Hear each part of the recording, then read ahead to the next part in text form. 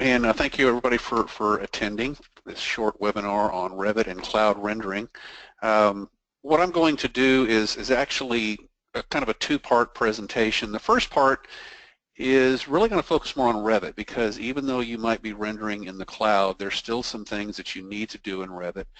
And just a few things on material and lighting that I find that a lot of users, even though they might be rendering in Revit, might still get tripped up on. So I wanted to make sure that those items are covered. And then those render settings that are going to be important for cloud rendering. So we're not really going to be doing any rendering in Revit, but there's still some setup that needs to be done there before you send your project up to the cloud.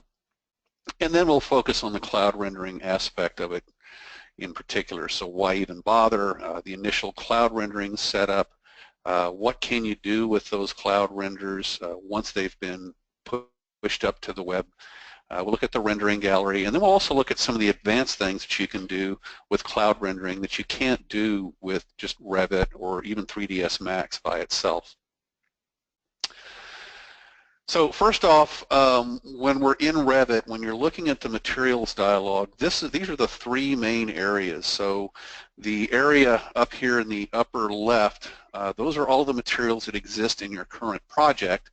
And when you select a material, you'll see its properties over here, and this is where you can edit those properties.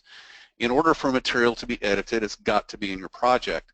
Now, this area down here is actually an area that some people have never seen before, even though they might use materials in Revit.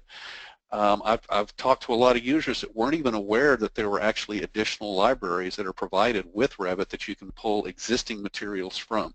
And so I'm going to show you how to get to that, and we'll talk more about that in just a minute.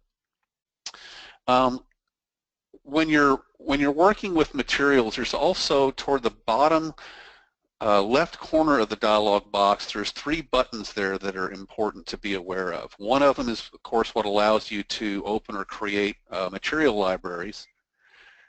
Then the next one is another way of creating a new material. So a lot of people will simply pick a material in the material editor, material dialog box, and then will right-click and duplicate that material. Well, you can. There's some dangers involved with that, though, which I'm going to show you. This might be a better way to do it. We'll talk about that. And then we've got this feature here called the asset library. Real handy tool for creating a new material and automating the render material process, or at least giving yourself a big head start. So I'm going to kind of show that real quick in Revit. Just go to a project that I have open here, and I'm going to pull up the material editor dialog box. So again, this is the way it normally looks when you first open up Revit right after you've installed it. And you open up a project, and what you'll see here are all of the materials that are in your current project only. And if I want to create a new material, a lot of people will do this. And there's really nothing wrong with this as long as you're careful. I'm going to go down to this gypsum wallboard material, and I want to create a new one with a different color. So I'm going to right-click on this, and I'm going to duplicate it. Go ahead and rename it. So I just want to make it a chestnut red color. And here's where I'm going to get in trouble. I'm going to come over here to change the appearance. So this is all about what it looks like when it's rendered. And I'm just going to change the color. I'm going to go over here and pick kind of a red color. Sort of chestnutty, I guess. And everything's good, except at some point I'll notice that the original gypsum wallboard material also changed. So whenever I edited the new one, I'm also editing the old one. And the reason for that is the asset, the appearance asset that's controlling how it's rendered is really not something that is unique necessarily to the material that you're working with. They're almost like references, and multiple materials can be referencing the same asset. And what this is saying is that since I duplicated that gypsum board material, the duplicate is also referencing the same asset. Change it in one place and you're changing it for both materials.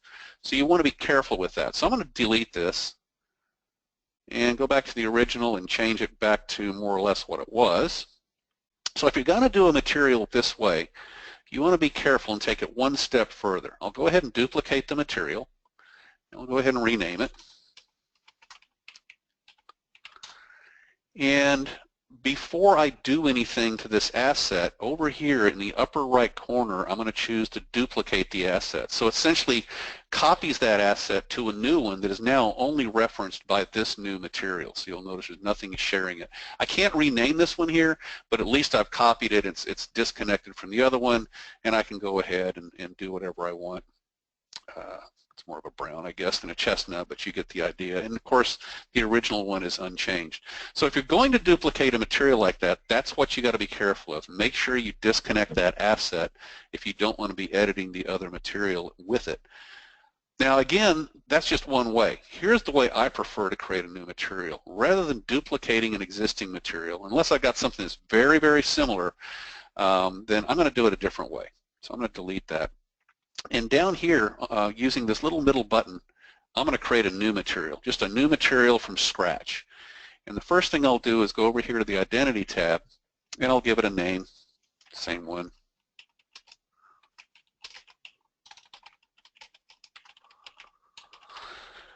And what I like to do is also specify the class. This just helps me organize my materials a little bit better. So for example, if I say paint here, for example, when you've got a lot of materials in your project, see, you can group these by class. So if I just want to look at paints, there they are. So here's that gypsum chestnut. So it's just an organizational tool, but again, take advantage of that. It only takes a second to specify that class. Just one other way to help you search through your materials. But then when I get over here to the Appearance tab, I'm not going to do anything here. And the reason for that is these properties for the material, these are very raw. This is about as raw as it gets in Revit. And you can use some pre-done material assets, kind of templates, if you will. If I open the Asset Browser, and I go to the Appearance library. Now there's more than just appearance assets. If you're a structural engineer, there's all kinds of structural assets, and there's physical assets as well for thermal properties, but all I care about is appearance. So if I go to the Appearance library, there's a category down here for wall paint, and I'll click on matte. So I want a matte finish, and here's chestnut. So I'll pick this asset, and when I click on this button right here, that will add that asset to the current material in my project. So I'm still editing the gypsum wallboard chestnut material, but it put that asset in there to control the render appearance of it. And you'll notice it's more of a procedural, what we call a procedural material. So it's got settings specific to a wall paint, so I can tell it whether it's a flat or an eggshell or whatever the finish is, whether it's been applied with a roller, a brush, or a spray or something. So a little bit easier to deal with to get the appearance that I want for a wall paint. And then down here we have the libraries. So you can open a library and you can create a new library. This is real handy. Obviously, when you're creating these materials, if you want to use them in another project, you can use a new library to store those materials in. Stick it up on the server so all your coworkers can get to them. And over time, you can build up an extensive library of custom materials.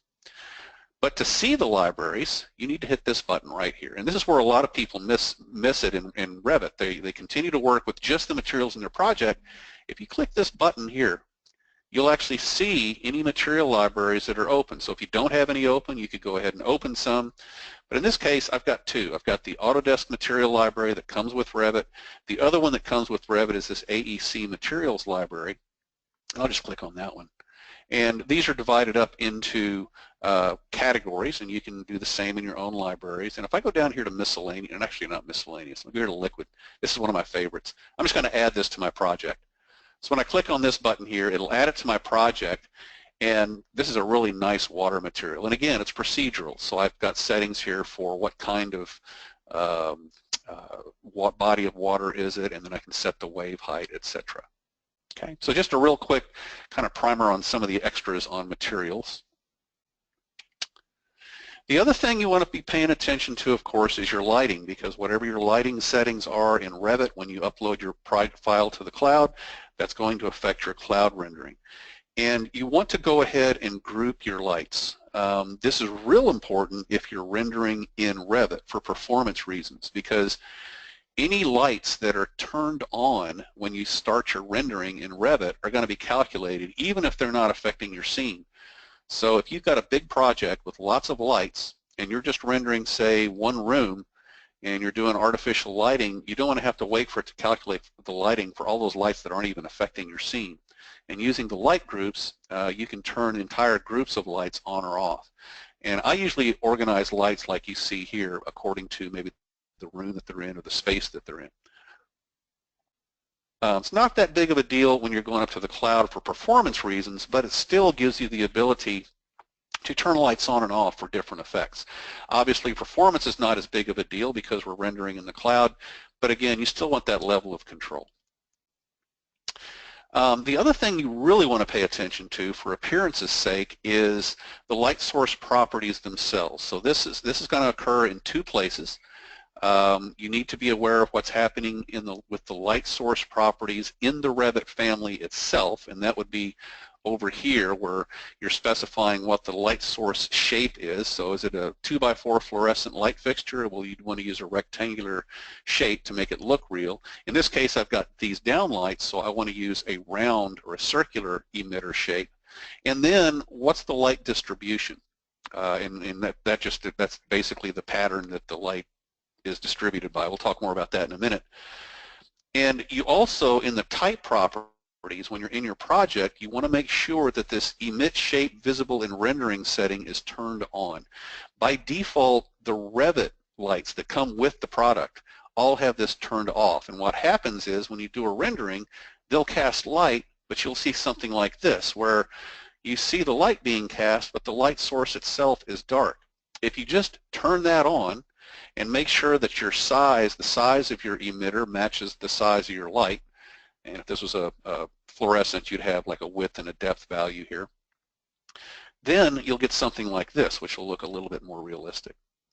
So if I take a look at that again in my Revit project, I'll just pick one of these light fixtures, and we'll go and edit the family first. So this is one of the default light fixtures that come with Revit, but I made a couple of changes to it. So when I clicked on the light source here and go to the light source properties, the first thing I did was I made sure that it was a circular shape, and I also changed the light distribution here to this rather than the original, which was a spotlight. And the reason for that is if you have it as a spotlight, it still won't show this circular shape emitter in the scene, and I wanted to be able to see that glow. Now I do need to point out, if you're downloading lights from a manufacturer like Lithonia or GE or any of them, most of them will have a photometric web file that come with them. It's an IES extension, and you can put that with the other photometric web files that come with Revit, and that can control the actual distribution of the light, and you get more physically accurate lighting as it was specified and designed by the manufacturer. Okay, so if I click on this, there will be a setting over here, which is, I'm not going to do it, but there will be a setting over here is to point to the IES file that controls that light. Okay, but again, you want to make sure these are taken care of. You could still leave the emit from shape to whatever you want. So two settings there. So what does the shape look like that it's emitting from, and then what is the distribution pattern itself? And then back in your project, you want to make sure that you go to the type properties and you check on emit shape visible in rendering and make sure that the size of the emitter corresponds to the size of the fixture itself. And of course you can also adjust the intensity here. Be careful though, because if you are using an IES file, that's part of what the IES file controls. Okay, so make sure those settings are established before you even start preparing your scene for rendering. And then if you're doing an exterior scene or using any exterior lighting, you also want to be cognizant of your sun settings. And this also comes into play if you're going to do a solar study, which I'm going to talk about here in a minute. Basically the key is, this slide is a little confusing, so let me kind of break it down. This dialog box here is the key. So you just need to get to this dialog box to establish your sun settings, and that'll determine where the sun is. Are you doing it for a single day or multi-days? We'll get to that in a minute. And you can get to this dialog box from a variety of places, which is all this other stuff is showing. So if I'm in my view, down here on the view control bar, you'll see the sun path on or off and sun settings is there. If you go to the view properties or the properties dialog box to look at the view properties, if you go to the graphic display options, either from the view properties dialog box or again from the view control bar, that'll take you to your graphic display options, which in turn have your sun settings there, which will then take you to your sun settings dialog. or from the render setup dialog box itself, that will also take you directly to your sun settings. And when we're in the Revit rendering setup, even though we may not be rendering in Revit, you don't have to render in Revit if we're going to the cloud, you still need to run through the rendering setup dialog box to establish those initial settings for the cloud rendering. And essentially we're talking about lighting and background. And again, if we're talking about lighting, here's where we turn our artificial lights on or off by group. And then here's where we establish our sun settings. So let me go through that real quick. I'm going to go ahead and send this view up here, this entry view up to the cloud. So before I do that, I want to go to my render setup dialog box. Don't really care about the quality. Again, I probably wouldn't even be rendering in Revit. Really, I'm just going to be concerned about this area down here. So I'm already set for exterior sun only, but again, if I was working with artificial lights, if I click on the artificial lights button, here's where I can again turn these lights on or off by individual light or by group, which is typically how I work.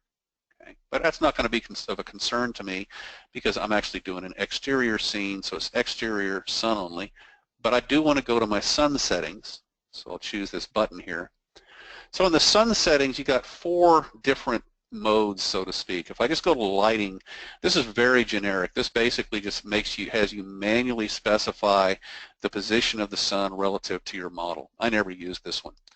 Multi-day and single day have to do with solar studies. So if you're trying to animate a solar study in the cloud or in Revit, which you can do if you've got the time, then this is what controls that. You're specifying not only your location and a date or dates, but also a time range. We'll talk more about that in a minute. Same thing with single day. But I'm doing a still image. So if I go to still, I'm going to use this late summer setting, which again just specifies a location, a date, and a time. But again, you want to make sure that these settings are in effect in the scene, in the view in which you're uploading to the cloud. So all of these settings are stored with each individual view. And when you upload those views to the cloud to be rendered, these settings go with their respective views, including the background settings. Right? So that also goes up to the cloud as well. So at this point, I'm ready to send it up to the cloud. All I really have to do is close this box. Those settings are saved, and then I can go ahead and push it. I'm going to go ahead and render just a draft while we're talking about cloud rendering, just so we'll see what it looks like. But again, that isn't necessary. If I'm going to the cloud, I can skip that altogether. So why bother rendering in the cloud anyway? I mean, I noticed from the slide a lot of you are rendering in Revit, and you can get some really, really nice renderings and images right there in Revit. So why bother going to the cloud? Well, it's pretty simple.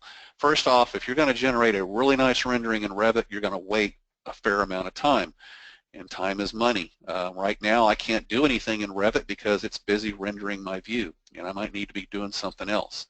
So time is an issue, and if you push it up to the cloud, you're offloading all of that computational resource needs off to someone else's computer. It's not yours. The cloud rendering actually gives us additional capabilities. We can do things in the cloud rendering environment that we cannot do in Revit, which we'll talk about here in just a little bit. So rather than just a still image, we can do quite a few more things. And then finally, sharing it. You can share your images. Obviously, if you render in Revit, you can save it out to a JPEG and you can email it to somebody or something like that, put it up on your website. But with the cloud rendering, you also have the other option of creating a gallery or a project, I should say, that you then can share either on a public gallery for anybody to see, or you can share it privately via A360. So let's talk about the cloud rendering options. What can you do in the cloud? Well, obviously we can render still images, but there's a whole lot more. We can do solar studies, and yes, we can do solar studies in Revit, but they take a long time to generate, and if you try to output a high-quality animation of a solar study, it's going to take a long time. With the cloud rendering, again, you're offloading that.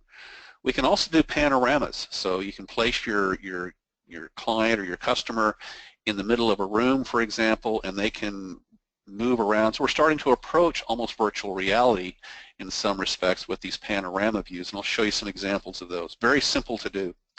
Then a stereo panorama, just as easy to do, but the stereo panorama now allows you to share an image with someone that they can, for example, download to an iPhone, put their iPhone into a $15 pair of virtual reality goggles and actually experience the space as a true virtual reality experience. We can do luminance studies to get an idea of the amount and quality of lighting in a space. We can do a turntable. So a turntable is nothing more than an animation where whatever it is you're rendering spins in a circle. And if you're using Insight 360, then that actually plugs into the cloud rendering engine to perform its lighting analysis functionality as well. Obviously, not all that is free, right? So Autodesk isn't going to just throw that feature out there just to be nice. Some things are going to cost money, and the money is in the form of cloud credits. When you first get your Autodesk account, Autodesk gives you a gift of 100 credits, and these can only be used, those are tied to a specific user account, a specific Autodesk ID, and those will get used before any other credits get used. So your company can also purchase credits, and they're available to all users that are on a contract, but you're going to use your personal gift credits first before you start digging into the company stock, so to speak. They're sold in packs of 100, and as of last month, they were $100 for 100. So basically, it's $1 a credit.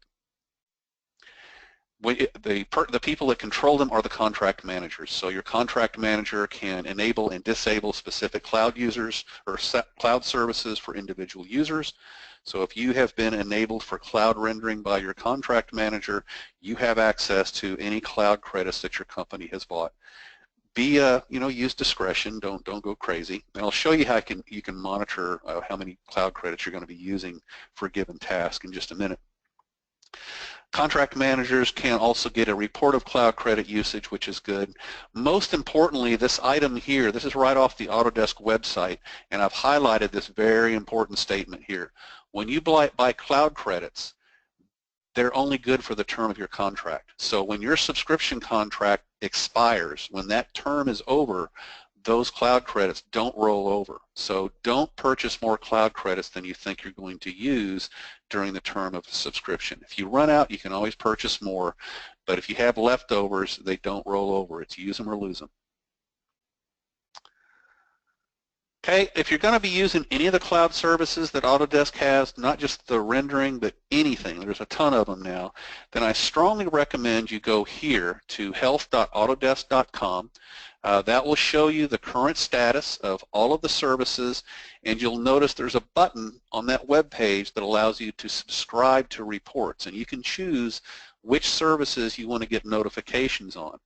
And so if you choose the cloud rendering, for example, Autodesk will send you an email if it's down or if it's going to be experiencing scheduled maintenance or anything like that. Very, very important if you're using cloud services. If something isn't working and you're not sure if it's you or if it's somebody at Autodesk that forgot to feed the squirrels, well, you can just go up here to this web page and see, and you might see that, oh yeah, I'm trying to use Autodesk Live and I can't upload the file. Well, that's because it's down, right? So you'll know. Okay, so when you're actually ready to do the cloud rendering, you've set everything up in Revit, the materials, the lighting, etc. The initial setup is actually quite simple. You just push the button here to render in the cloud. You do a few things in the cloud in the setup dialog box, and then you push it up to the cloud. That takes a few seconds, and you're back working again. I'll show you how that works and give you some recommendations. So here's the rendering that I just did, and this is how it's going to be rendered in the cloud. So it should look this way when I render it in the cloud. Now, if I was really doing this in Revit, I'd probably want to adjust at least the exposure on this. It's a little dark, but I'm not going to worry about it. Like I said, when you're ready to render the cloud, you don't have to render in Revit. So I'm just going to close this dialog box. And I'll go to the View tab and click Render in Cloud. And you can turn this off if you already know the steps. I'll just hit Continue here. And by the way, you need to make sure you're signed in to A360 to do this. So if you haven't already, make sure you're signed in to A360.com through Revit. Otherwise, it'll just ask you here. Now, I'm all about free as much as possible. I'm very cheap. So you'll notice down here, if I just dump this image up there as is, it's not going to cost me any cloud credits. Now, when you start making changes here, so for example, if I say, oh, I want to do a panorama, right now it's still 0, but as soon as I go to Final, then suddenly I need 3 credits. And if I drop this down to a still image at final quality, it still requires a credit. What I usually do is set my quality to standard with a still image, even if my end result, my end desired result is a panorama or a stereo panorama or something like that. I don't have to initially do that from Revit. So I don't have to spend any cloud credits here. I can basically send this still image up to the gallery and then start working with it up there without spending a dime. And so that's what I would recommend that you do. Go ahead, and I'll just go ahead and start rendering. Normally I'll tell it to email me, but we'll see it here in a minute. So I'll go ahead and tell it to start rendering. And this will take just a few seconds. It's just got to gather all the data, send it up to the cloud, and once it's done, I'll be able to continue working in Revit in the background. So that long. So it only takes a few seconds. It's done. It's going to be working on it up in the ether, so to speak, and I can continue to work in Revit. So that's the first reason to render in the cloud. I'm freed up to continue working. So let's go take a look. If we look at what's up there, again, just a reminder, be cognizant of these items here and keep an eye on that down there so you know how many cloud credits you're going to spend. So once you've done that, you can go up to the render gallery, and there's 2 main sections to the render gallery. There's the what I call the personal section. So this is my private gallery where I'll see all of the projects that I have uploaded, and basically projects will correspond to the Revit file that they came from, right? So you'll see projects that are named according to the Revit file that you uploaded them from, or the 3ds Max scene that you uploaded from. You can also render to the cloud from 3ds Max. Then the other part of the gallery is the public gallery, where you can share your own projects if you choose. You can also see other things that other people have done, and there's some really nice images up here. When you're working in your private gallery, you can actually do quite a few things to the renderings once they've been uploaded. So you can adjust the exposure, which I'll need to do to that rendering that I'm uploading right now. You can re-render, and this is really nice because if I'm happy with the basic image, then I can come back and re-render at a higher quality. I can then decide to render it as a stereo panorama or something, and at that point I can choose to spend the cloud credits, but I don't have to do it until I'm ready. Okay, so you can re-render an existing image as anything you want it to be. We can share it to either the gallery or A360 drive if we so choose. Download it to our local computer, and of course delete. So let me just kind of show you a few things. Go up to the gallery. Where is it? I thought I had Google loaded, but that's okay. We'll go ahead and do that. So I'm going to show you how to get there. There's 2 ways to get to the gallery if you've never been there before. The first place is on the view ribbon itself, right here. That will take you to the render gallery, and if you're not signed in already, it'll ask you to sign in. But if you don't have Revit, or you're not at a computer that has Revit and you want to go take a look at the gallery, you can just do a Google search on Autodesk 360 Gallery. You can see it right there, and that'll take you there. So if I just click on A360 Rendering Autodesk Online Gallery, you'll need to sign in, so I'll go ahead and do that.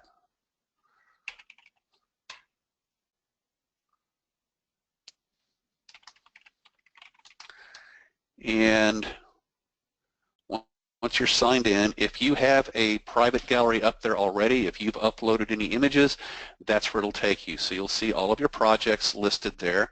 This is the project that we're currently working in. And here's the image that I just sent up there. So it's already been done. Again, it's kind of dark. I might want to do something with that. We'll come back to this in a minute. But then if we want to go to the public gallery, I'll just click over here on the home icon. And there's some really nice renderings up here. Just click on any of these projects. You can flip through them. This one was done in Revit. You'll see some that were done in 3ds Max, but you know, just looking at these, seems like most of them have been done in Revit. So some really nice images up here, and then some that are kind of amateurish, but you know, everybody's learning. So that's the public gallery. I'm going to go back to my renderings and go back to our current project. And this is going to show by default, just the latest rendering. So I'm seeing 10 out of 16 total. But if I want to see all renderings in this project, I can just click on that. And you'll notice I've been kind of playing around here. So this is an earlier version of that same rendering that I set up earlier. Um, actually, this one here is. I'm going to go ahead and delete that. So that one's gone. But let's look at this one. This is the one that I just set up. Kind of dark. If I want to edit the exposure, I'll just click on this button here. And it's going to enlarge the image for me, so it makes it a little bit blurry, but it enlarges it for me, and so I'm going to change my exposure, make it a little bit brighter here. I don't use this much on exterior scenes, this white point, but on interior scenes it really kind of comes in handy. Sometimes interior scenes come out looking a little bit too warm for my taste. I like to cool them off. That's what that white point does, right? So you can see the effect that it's having here. I'm going to set it back to the default, though, for the exterior scene. Saturation's kind of cool. If you don't want a full saturated image, I wouldn't go over one. That gets kind of crazy. But sometimes you want to mute it a little bit. And I've actually seen some people that do renderings that are all white like that. And that's fine. It's just whatever the effect is that you're wanting. I'm going to go with 1 on that. I usually like to mess with the midtones a little bit. It usually gives me a little bit more contrast, and I kind of combine that with the shadows. So midtones and shadows, I kind of work with those back and forth and just kind of watch what's happening here in the view as I'm working till I get what I want. I'll hit apply, and it's actually going to re-render. So I'm not really affecting the original rendering here. That's this one. It's going to re-render the image here with the new settings. And so at some point when I'm happy with the new one, I can come back and delete the old one. The other thing I can do is once I'm happy with a rendering, if I decide, okay, this has got everything I want, the exposure is exactly the way I like it, everything's good, I want to render it at a higher quality, I can just go up here to re-render and maybe change my aspect ratio, maybe change it to, say, 16:9 widescreen at a higher resolution. So I'll go to 1920 by 1080. And then I'll change my, now notice when I did that, now I'm going to use a credit, right? And if I go to final, I'm going to use 2 credits. So again, I know by doing this I'm going to 2 credits, but I already know what the image is going to look like. I've already previewed it. So when I click on render here, it'll render a larger image. I'm not going to because it'll take it a little longer. But here's my finished one, the one that I just edited the exposure on, and that's where I would do it. Here's the actual rendering done at a higher resolution. So again, you can do this in increments, and you can choose when you're ready to commit to spending those cloud credits. So let's look at some of the other things we can do up here. So some of the advanced cloud rendering features. So we can do things like, again, panoramas, turntables, stereo panoramas, illuminance studies. Let's just take a look at some of those. So back in the gallery here. If we just start kind of, well, just to point out a few things here, this is just a simple still image, an external scene, but I just wanted to point out, if you're using RPC content from, say, ArcVision or someone, like the trees that come with Revit or the people that come with Revit, the cloud rendering engine recognizes those, so you'll actually get those nice RPC trees, RPC people, so there's an interior scene there with the RPC people. Whatever background you're using in Revit will come through in the cloud rendering. So here's a scene where I used a JPEG of a night sky for a background. Here's a solar study. So if you recall the sun settings that I mentioned, well, this is actually using these sun settings, not in this view, but the sun settings that I'm using are this one, a single day, starting at 5:32 a.m., going to 7:26 p.m. on June 1st in San Marcos, Texas. And I've got a time interval here of 15 minutes, which gives me 56 frames. Now, that means that Revit, if I was doing this in Revit, Revit would render this 56 frames before I would get my final rendering. That's going to take a while, especially if I'm doing it at a high resolution. But again, if I set those settings and then push that up to the cloud, don't even have to push it. Once those settings are established, all I have to do is in the cloud rendering itself, just specify, just have that view uploaded as a still image and then tell Revit that I want to do it as a solar study. And so basically you would just come up here and say re-render as, oops, sorry. There we go, sorry. I've done it and I forgot. Right here.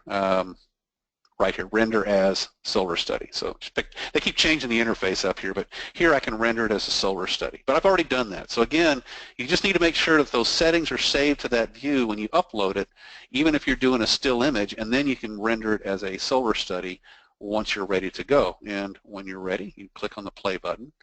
And again, think about how long each one of these images would have taken to render if I was pushing it out of Revit. I'd have to wait a while. Okay, so that's a solar study, and then we can also do the stereo panorama. So here's a stereo panorama view here. These can be downloaded and emailed to someone. They're just an HTML file that they can double click on. It'll fire it off in their browser and they are in the space. So rather than doing some complicated walkthrough that takes ages to render and to plan out and gives you whiplash as you go around a corner, you can just do a stereo or a panorama for every room you want your client to be in and send them those files, and they've got control. Then we have the stereo panorama, which when you do that, let's see if I can get it to come up. There we go. These look a little goofy when you view them in the gallery because it's really not meant to be viewed here. Here I can go up here and save via a link. So when I click on that button, it'll actually generate a link that I can then email to someone, and they can download the stereo panorama for their iPhone or whatever their VR device is. And I'll be showing you more of that in a minute. We also have a turntable. This really, you know, I probably wouldn't use this for building visualization, but maybe for a product or a piece of furniture or something. That's kind of a nice way to visualize it, have it kind of turn around for you. And I think that's it, except for one more thing.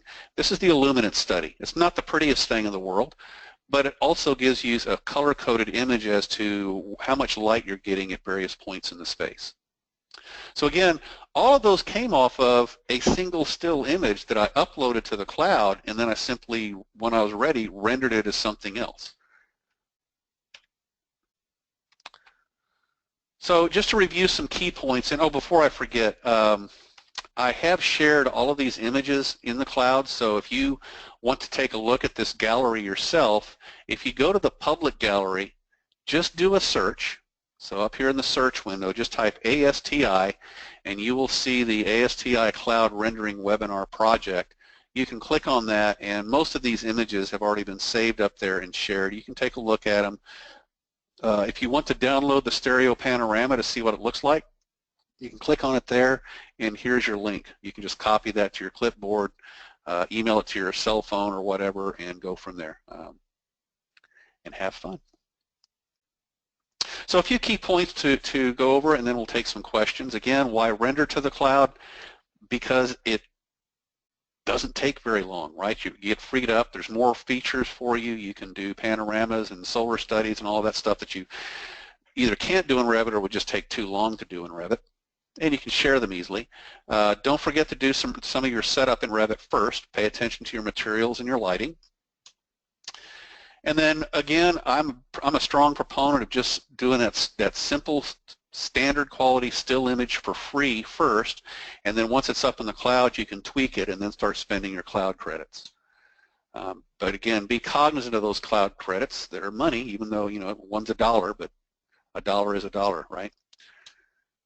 And again, don't forget all those editing tools. You can edit the exposure, you can re-render as any other type of rendering, and then you can share them via your gallery or directly to A360 Drive if you just want to share it with specific people.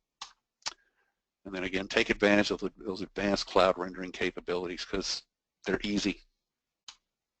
So real quick, Amy mentioned our visualization services. Even with the cloud rendering, we realize that some people do not have the resources or maybe the technical ability to put together the quality of renderings that they're really wanting. We have the ability to do that for you. And I'm not going to spend a lot of time on this, but you know, we can do rendering, still images, animations, all kinds of virtual reality. That's a very nebulous topic there. We can even do some of the modeling for you. So if your modeling is not quite up to par yet, you can offload some of that to us as well. We like to do comparative renderings as a real common use for rendering is to compare, you know, different effects, right? So we can do that for you. Kind of like this one here, a day and a night scene of the same scene. If you've got questions on that or interested in it, again, visualization or visualization at ASTI.com, or you can email my colleague Michael Zeveld, who is the project manager for this, directly at z@asti.com as well. And with that, we'll open it up to questions. All right. The first question is more of a statement or helpful hint. Roberto says he has an option for engine, NVIDIA versus Autodesk. Okay, so if you're running Revit 2016, Autodesk introduced the Advanced Ray Trace or ART renderer, and the default was still the NVIDIA Mental Ray renderer. But in 2017, they've taken the Mental Ray renderer out of Revit, and you're strictly using the ART renderer. The Mental Ray engine is recommended in 2016. ART renderer wasn't really quite ready for prime time in 2016, but in 2017, the ART renderer is a much more, I think, a much better engine than Mental Ray. It's also faster. All right. Anthony says, my light does not have the emit shape visible in rendering in the checkbox in the type properties, and he's using Revit 2016. He clarified to say it doesn't show the line plus hemispherical light source. It's possible that that particular light source just doesn't have that option. Without testing it myself, I couldn't answer that for sure. Try a different light source shape and see if that works, like circular or rectangular, for example. All right. And John asks, how many cloud credits did it take for you to render your last view? I think that one took 3. The final quality at 1920 by 1080, I believe that took 3 credits. But in response to the next question, how did I get over 3 million credits? Obviously, I don't need to pay too much attention to that, do I? They give resellers a lot of credits so that we can demonstrate and test and support. So that's how I got more. I know people. All right. You can add an environment directly in the cloud rendering dialog settings. Does that override the Revit settings for sun and lights? Good question. I think what that's going to override is more your background, etc. To be honest, I'm not 100% sure. Best way to do it is test it. You do it with a simple image so that you're not using up any cloud credits. Test it, see what happens. All right. And how are the value of credits assessed for project work, like time, space, RAM, etc.? I don't think it has to do with any of that. I think these are just values that Autodesk came up with for the cloud credits. So, you know, when you click a certain option, it's hard-coded to be a certain number of credits. So, for example, I know if I do a stereo panorama at final quality, it's going to be X number of credits every single time. It has nothing to do with the density of the image, number of materials, or anything like that. And how do you... Oh, go ahead. I'm sorry. Yeah, how do you avoid a tiling effect when setting up materials? So that's a very good question. It's also very tricky. First off, you're only going to get that tiling effect when you're using a material based on an image file, like a JPEG or a PNG or something, because, for example, the limestone material that was on my building was basically just a photograph of, or an image of a limestone veneer. And because that's a very irregular type of pattern, when you tile it, it actually looks very regular, right? Because you're seeing the same differentiation in strata and texture over and over and over again.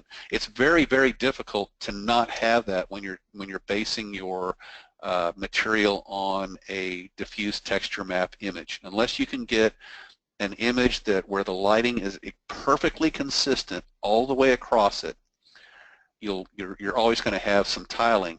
Now, if you're using a procedural material, so if you're using some of those materials that come with the Autodesk material library, like the wood materials, like the wood flooring, things like that, if those are procedural materials, meaning they're based on parameters and not an image, then you won't get the tiling. So I always use an image as a last resort because I don't know that I've ever been able to get an image to not show some level of tiling. Some are worse than others, but they almost all are going to show some tiling. All right. What are the file sizes of the stereo panoramics on average? Is the downloading difficult for the mobile device? So file size is relatively small for the type of image that you're looking at. The panorama that I had up there, I think the last time I downloaded and looked at it, it was less than a megabyte in size. As far as the stereo, the downloading for the mobile device, essentially the way I do it is I simply email the link to myself on my mobile device. I open up the email, click on the link, and it's open on my iPhone, and then I just stick it in the goggles. It's pretty simple. Cool. And our firm has been using Lumion with Revit for the past few years. Are Autodesk products comparable now? Probably the most comparable product for Lumion in the Autodesk arena is Autodesk Live, which is a first-person approaching virtual reality experience. It's utilizing a gaming engine.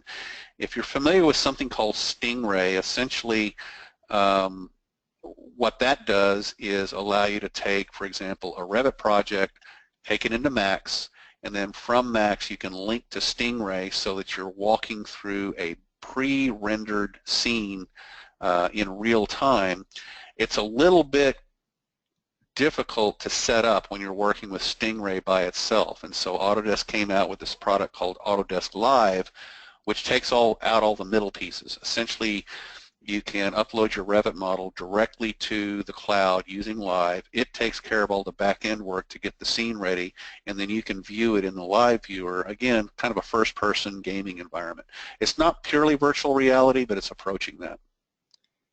And if you're interested in Stingray and Live, we will be doing a webinar at the end of March. It will be on March 28th at 12:30 p.m. Eastern Standard Time. So mark your calendar and go ahead and sign up for that one if you're interested in those products.